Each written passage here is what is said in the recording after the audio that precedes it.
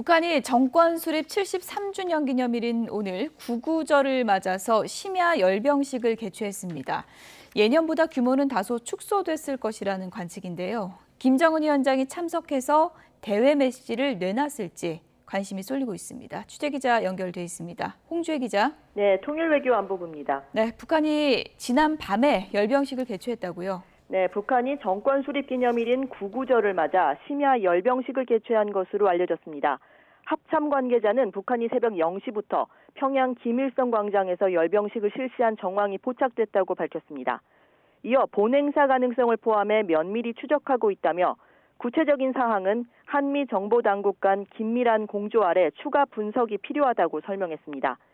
미국 NK뉴스도 소식통을 인용해 평양 상공에서 비행 소리가 들린다며 열병식 시작 징후라고 보도한 데 이어 불꽃놀이가 시작됐다고 전했습니다.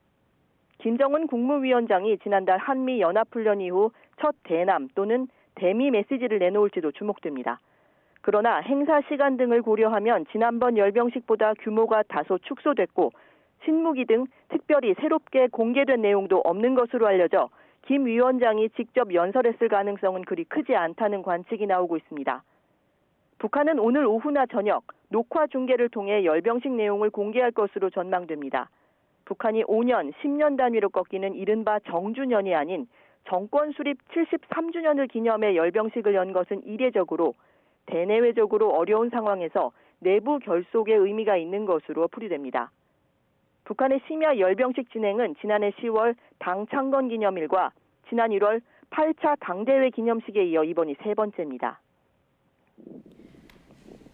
네, 이런 가운데 시진핑 주석과 푸틴 대통령, 북한 정권 수립 73주년을 맞아서 축전을 보냈다고요? 네, 조선중앙통신은 시진핑 중국 국가주석이 김정은 위원장에게 축전을 보냈다고 보도했습니다. 시 주석은 축전에서 북중 관계 발전을 고도로 중시하고 있다고 밝혔습니다.